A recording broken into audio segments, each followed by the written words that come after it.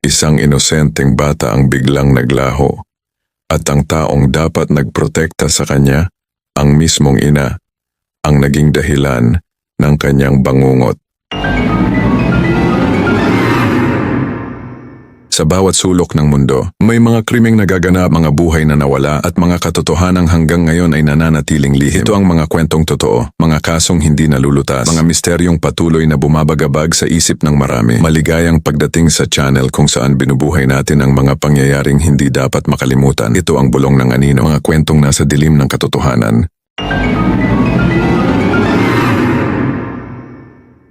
Noong Agosto 2010, sa isang tahimik na komunidad sa Australia, isang 6 na taong gulang na batang babae ang iniulat na nawawala. Ang kanyang pangalan ay Kiesha. Ayon sa kanyang ina, pinatulog niya ang bata noong gabi. Ngunit kinabukasan, tila naglaho ito na parang bula.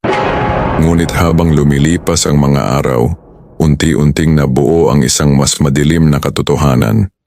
Isang katotohanang hindi kayang tanggapin ng kahit sinong magulang. Ang ina ng bata, si Christy Abrahams, ay kilala sa komunidad bilang isang babaeng may magulong nakaraan.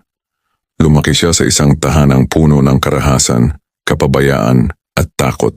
Sa murang edad, natagpuan niya ang sarili niyang ina na patay sa loob ng kanilang bahay.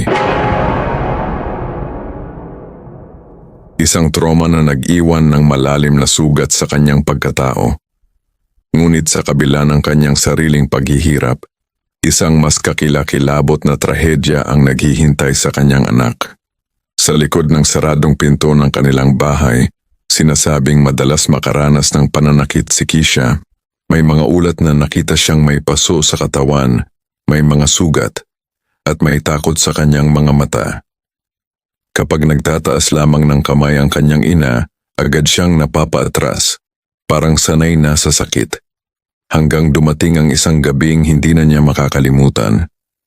Ayon sa investigasyon, nagkaroon ng pagtatalo ang mag-ina habang pinipilit ng ina na magsuot ng pajama ang bata. Ngunit tumanggi si Kiesha. Sa isang iglap ng galit, sinaktan umano siya ng kanyang ina. Hindi ito isang simpleng pagtulak. Hindi ito isang maliit na pagkakamali. Ang tama ay napakalakas sapat upang magdulot ng matinding pinsala sa katawan ng isang maliit na bata. Nang makita ni Christy na tila wala ng malay ang kanyang anak, dinala niya ito sa banyo. Ngunit imbes na humingi ng tulong, pinili niyang itago ang nangyari. Kinabukasan patay na si Kiesha. Sa halip na tumawag ng ambulansya o pulis, gumawa sila ng isang desisyong lalong nagpalala sa krimen. Inilagay nila ang maliit na katawan ng bata sa loob ng isang maleta. Itinago ito ng ilang ara at kalaunan, dinala sa isang liblib na lugar sa kagubatan. Doon sa katahimikan ng gabi, sinunog nila ang kanyang mga labi, isang desperadong pagtatangkang burahin ng katotohanan. Ngunit ang katotohanan ay hindi kailanman tuluyang nawawala. Makalipas ang ilang buwan ng investigasyon, nabunyag ang buong kwento.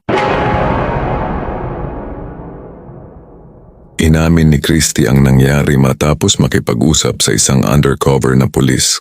Ang kanyang lihim ay tuluyang nabuksan at ang komunidad ay nabalot ng galit at dalamhati. Noong 2013, hinatulan si Christy Abrahams ng mahigit 20 taong pagkakakulong dahil sa pagpatay sa sarili niyang anak. Isang batang walang kalaban-laban, walang magawa at walang takas. Habang siya ay dinadala palabas ng korte, sumigaw ang mga tao, "Rot in hell." Halang ang kaluluwa, ngunit para sa marami, ang pinakamabigat na parusa ay hindi ang kulungan, kundi ang katotohanang ang isang inosenteng bata ay nawalan ng buhay sa kamay ng taong dapat nagmahal at nagprotekta sa kanya. At hanggang ngayon, ang tanong ay nananatili.